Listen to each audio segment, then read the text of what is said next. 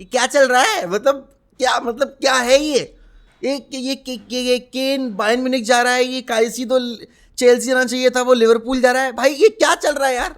मतलब 4 बजे तक मैं सोया, आई थिंक 3:30-4 बजे सोया, सब कुछ सही था। और उसके बाद वक्त बदल गया, जज्बात बदल गए, हालत बदल गए, और लिवरपूल ने बिडिंग वॉर जीत ली। मतलब 110 मिलियन पाउंड, इन नल्लों पे 50 मिलियन पाउंड नहीं दिए जा रहे थे यहाँ पे आपके रोमियो लाविया के लिए, और 110 मिलियन पाउंड दे दिए। एंड पता है चेल्सी ने ना अपना बहुत ही ज़्यादा मजाक बनवा लिया इस पूरी डील में, लेकिन अब मेरी फट रही है। मैं बताता हूँ क्यों। क्योंकि ये साले अब क्योंकि मिस कर गए हैं काइसीडो पे, अब ये जाएंगे अमराबाद के पीछे, और अमराबाद इनको चीप में मिल जाएगा। अब अगर यूनाइटेड जल्दी मूव नहीं की ना, तो भाई अमराबाद भी गया हाथ से ऑलरेडी। देखो आप ये बोल सकते हो कि आपका प्राइमरी टारगेट केन था, लेकिन आप क्योंकि केन ला नहीं सकते थे, क्योंकि डैनियल लीवी डायरेक्ट ट्रैवल को बेचने नहीं वाला था, इसलिए आप हॉयलैंड ले आए। यहाँ पर आपने मेसन माउंट साइन कर लिया। इकलौते ओनाना की साइनिंग ऐसी है जो कि एक्चुअल में सेंस बनाती है। हॉयलैंड की साइनिंग लॉन्ग टर्म के हिसाब से बिल्कुल सेंस बनाती है, लेकिन भाई ये जो लिवरपूल ने खेल दिया ना चेल्सी के साथ, and this changes the whole scenario अब टाइटल रेस में। देखो मैं बताता हूँ क्यों, क्योंकि मैंने जब प्रेडिक्शन वीडियो बनाई थी ना, तो मैंने यही बोला था कि लिवरपूल अभी मिडफील्ड में एक साइनिंग करेगी, एंड वो कोई भी हो सकती है। अब सोचो यहाँ पर अगर लाविया लेकर आते, थोड़ा कम एक्सपीरियंस्ड है, अभी लास्ट ईयर साउथहैम्पटन के साथ रेलीगेट होकर गया था। यहाँ पर काइसीडो, मैकएलिस्टर, दो ऐसे बंदे जो कि ब्राइटन में साथ में खेल रहे थे, अब वो यहाँ पर लिवरपूल में भी साथ में खेलेंगे। और अगर आप डिजर्बी की बात करोगे तो डिजर्बी ने काइसीडो, मैकएलिस्टर को बिल्कुल परफेक्ट प्लेइंग सिस्टम में यूज किया। और यहां पर अगर आप यर्गन क्लॉप के सिस्टम की बात करोगे तो भाई यर्गन क्लॉप का सिस्टम तो है ही वैसे भी आपका intensive football, heavy metal football वाला। एंड काइसीडो के साथ सबसे बड़ा एडवांटेज पता है क्या है? एक साइनिंग पे आपने 2 पोजीशन कवर की हैं। Caicedo was playing as a right back as well at the end of the season, अभी लास्ट ईयर वाले में कैंपेन में फॉर ब्राइटन, एंड वो out and out CDM player तो है ही, and he can also play as an 8।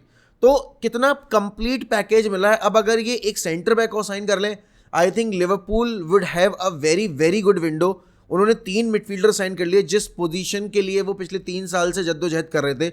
सोचो फेबिनियो को भी आप मूव ऑन कर गए, यहाँ पर आपने हेंडरसन को भी मूव ऑन कर दिया, मिलनर को भी मूव ऑन कर दिया, और आपने 3 ऐसे प्लेयर साइन कर लिए जो आपके लॉन्ग टर्म प्रोजेक्ट के लिए बहुत ज़्यादा ज़रूरी थे। आई थिंक बहुत ही अंडर द रडार जाएगी ये लिवरपूल की विंडो, क्योंकि बहुत सारे लिवरपूल फैंस नाखुश हैं कि एफएसजी ने पैसा नहीं दिया, ये नहीं दिया, वो नहीं दिया। आउट ऑफ नोवेयर भाई 110 मिलियन पाउंड की डील यहाँ पे लॉन्च करके और काइसीडो को साइन कर लिया है, मेडिकल वगैरह रेडी है।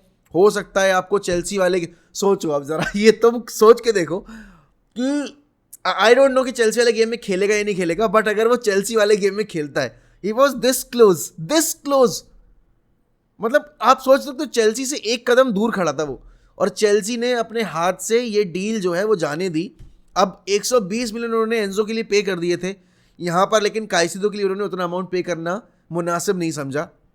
अब वो जो भी थॉट प्रोसेस था, लेकिन आई थिंक चेल्सी के लिए ये एक ब्लेसिंग इन डिस्गाइज हो सकता है अगर वो यहाँ से मूव करके अब अमराबाद के लिए चले जाएं। बिकॉज देखो अमराबाद इज़ अ चीपर, मतलब अगर आप प्राइस टैग के साथ देखोगे इज़ अ चीपर प्लेयर।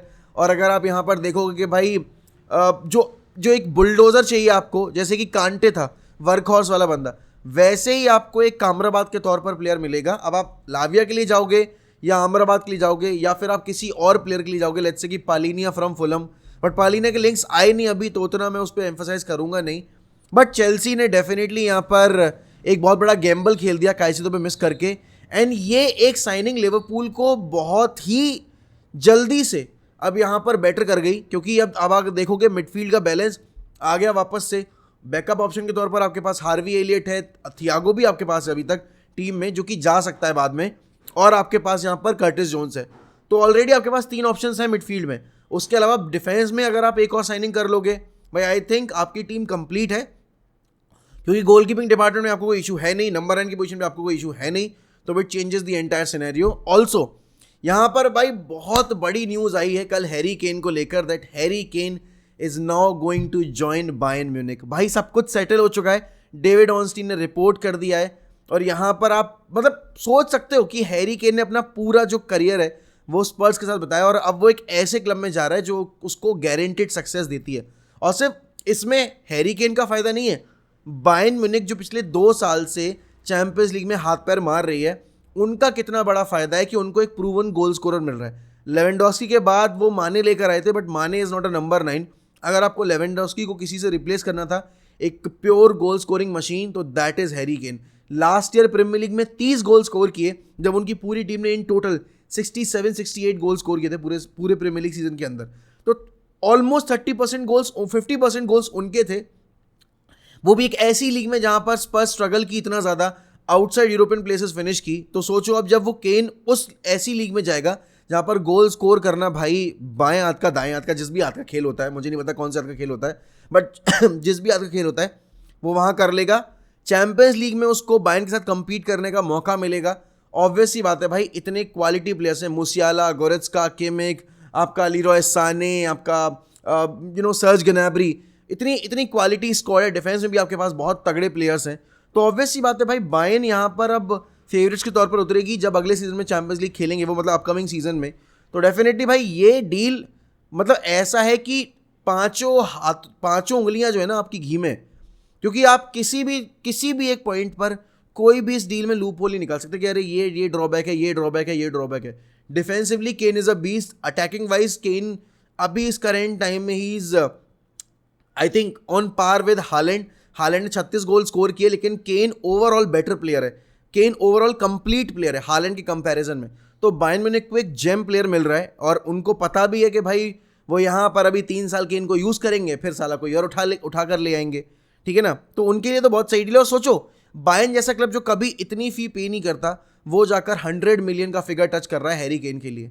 और अभी तक स्पर्स अडियल बनी थी कि नहीं हम नहीं बेचेंगे, बट फाइनली उन्होंने भी सेल कर दिया। अब ये जो आने वाले 15 दिन है ना, 15-18 दिन, ये बहुत ही ज़्यादा ड्रामेटिक होने वाले हैं, क्योंकि ये जो बिजनेस एंड होता है ना आपकी ट्रांसफर विंडो का, इसमें बहुत सारी डील्स ऐसे होती हैं चुटकियों में, आउट ऑफ नोवेयर। जैसे कि अगर आप बात करो लास्ट ईयर हमारे कैसेमीरो की जो डील हुई थी, आउट ऑफ नोवेयर हुई थी। और अगर आमराबाद हाथ से चला गया ना, फिर अगर चला जाता है, लेट्स से कि यूनाइटेड से आमराबाद नहीं आ पाता यूनाइटेड में और चेल्सी चला जाता है वो, तो फिर देखना कि कौन सी होगी सरप्राइज साइनिंग जो अभी तक हमने अपना नहीं की है। क्योंकि यहाँ पर अगर आप बात करो लॉजिकल बेसिस पे, तो जो यूनाइटेड का भी सिनेरियो है ना, उनको एक बैकअप सेंटर मिड प्लेयर चाहिए। मैगवायर जाएगा तो एक सेंटर बैक भी चाहिए। तो कौन सी वो साइनिंग होगी? क्योंकि कल रात में देखो हमने 2 ऑफलोडिंग कर दी हैं। मैथ्यू कोवार टू बायर लेवरक्यूजन, 8.5 मिलियन का पैकेज है। और उसके साथ ही साथ बात है हमारे फ्रेड को हमने भाई बेच दिया है यहाँ पर फेनेरबाचे को। तो वहाँ भी हमें 12 मिलियन का, मतलब 10 मिलियन का फिक्स्ड अमाउंट और 5 मिलियन के एड ऑन्स मिलने वाले हैं। हियर वी गो वगैरह सब हो गया है। एंड मैं ऑनेस्टली बताऊँ, I am going to miss Fred, because Fred की वो एनर्जी, फ्रेड का वो जो एक लेवल ऑफ कमिटमेंट रहता है ना, वो मुझे बाकी किसी प्लेयर में नहीं दिखता। वो बड़े मैचेस में हमेशा हमारे लिए काम किया है, चाहे वो सिटी के ऊपर जब हमने सीज़न डबल किया था वो वाला अगर आप बात कर लो, या फिर आप इस सीज़न में बार्सिलोना वाला मैच देखो, सिटी वाला मैच देखो, या फिर आप आर्सेनल वाला मैच देखो, या फिर और भी मैचेस जिसमें हमने अच्छी परफॉर्मेंस दी है, होम पर या अवे पर तो हमने खैर नहीं दी, होम पर जितनी भी दी है हमने, उन सारे मैचेस में Fred was one of the main player और one of the best player उन मैचेस के अंदर। तो definitely I am going to miss Fred. और लेकिन हमने ना बहुत सही टाइम पे मूव ऑन किया फ्रेड पे। Next year he would have been a free agent, नया कॉन्ट्रैक्ट हम दे नहीं रहे थे। अनदर वो सीन हो जाता जहाँ पर हमें कुछ मिलता नहीं, वेजेस वगैरह देने पड़ते उसके पूरे साल तक, और वो खेलने नहीं वाला था। अब यहाँ पर अगला जो प्लेयर है जो जा सकता है, that could be Donny van de Beek to Real Sociedad. लेकिन वेस्ट हैम ने ना यहाँ पर आपके एड्सन अल्वारेज को साइन करके अपने लिए एक और ऑप्शन खोल लिया है कि वो मैकटोमने को लेकर आ सकते हैं। मिडफील्ड में वो अपग्रेड करना चाहते हैं। मैगवायर के साथ ऑलरेडी वो कमिट कर चुके हैं अपना फ्यूचर। तो देखने वाली बात होगी क्या मैगवायर के बाद यहाँ पर मैकटोमने के लिए भी वेस्ट हैम वापस आएगी और साइन करने की पूरी कोशिश करेगी, क्योंकि यूनाइटेड जितना जल्दी अब यहाँ पर ऑफलोड कर पाएगी प्लेयर्स को, उतना जल्दी वो नए प्लेयर साइन कर पाएंगे। और यहाँ पर हमारे लिए बहुत ज़रूरी है कि हम आउटगोइंग को अब साथ साइड बाई साइड करें, लेकिन हम उसके साथ ही साथ एट द सेम टाइम अपनी इनकमिंग्स पर भी ध्यान रखें। देखो आमराबाद आपसे 1 महीने से लिंक है, अगर यहाँ पर आमराबाद आपसे मिस हो गया ना, आई थिंक वो बहुत बड़ा हिट होगा आपके लिए, जो कि हम अफोर्ड नहीं कर सकते इस पॉइंट ऑफ टाइम पे। बट भाई जो भी कल रात में हुआ है ना, ये जो लिवरपूल ने कर दिया है कल, ये हम में से किसी ने एक्सपेक्ट नहीं किया था। देखो ना तुमने किया था ना मैंने किया था कि लिवरपूल 110 मिलियन पाउंड तक पहुंच जाएगी आपके कायसीदो के लिए। बट आपको पता है भाई कायसीदो कितना वर्सेटाइल प्लेयर है, और कल ऐसे ही ट्विटर पे मैंने एक पोस्ट शेयर किया जिसपे मोजेस काइसीडो का ना लिंक आया था हमारे साथ 2020 में जनवरी ट्रांसफर विंडो में, और उस टाइम पे मोजेस काइसीडो वाज जस्ट 5 मिलियन, और हमने उस टाइम पर अपनी बिड लॉन्च नहीं की थी, और ब्राइटन में वो 3.5 या 3 मिलियन में चला गया था। अब सोचो ब्राइटन ने यहाँ पर मोजेस काइसीडो को 2 साल अच्छे से यूज़ किया, 3 साल 2.5 साल बल्कि, और उसके बाद उन्होंने 110 मिलियन पाउंड में सेल किया है। What a brilliant bit of business from Brighton send. और यही होता है, पता है क्या, अब क्या होगा ना, जब ये सऊदी वाली लीग आ गई है तो ये छोटे क्लब स्ट्रगल करेंगे, क्योंकि अब बड़े क्लब्स भी ऐसे प्लेयर्स को उठाने की कोशिश करेंगे शुरुआती फेज में ही। तो उस केस में फिर ये छोटे क्लब जो इतना बड़ा अमाउंट डिमांड कर पाते हैं क्लब्स से, वो कैसे करेंगे।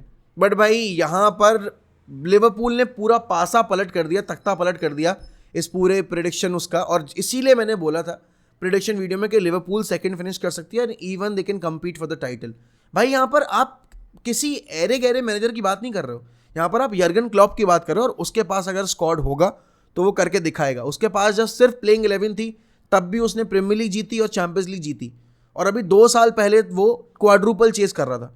तो लोग पता नहीं क्यों कम आंक रहे हैं लिवरपूल को। सोचो भाई, एक बेहतरीन साइनिंग और उसके बाद अगर एक सेंटर बैक और आ जाएगा, भाई वादे न्यारे हो जाएंगे लिवरपूल के। एंड डेफिनेटली भाई यूनाइटेड को यहाँ से सबक लेना पड़ेगा, they have to make decisions pretty quickly now.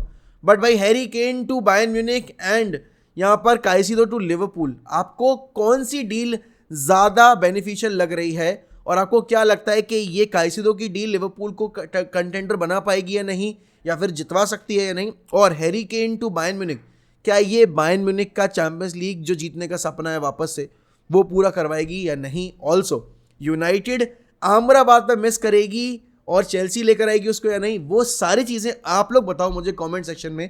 और अगर आपको वीडियो पसंद आई हो तो प्लीज़ लाइक करिए, और ऐसी और वीडियोस के लिए make sure you are subscribing to 1MFC। चलिए मिलते हैं अगली वीडियो में, तब तक good bye, take care, sayonara.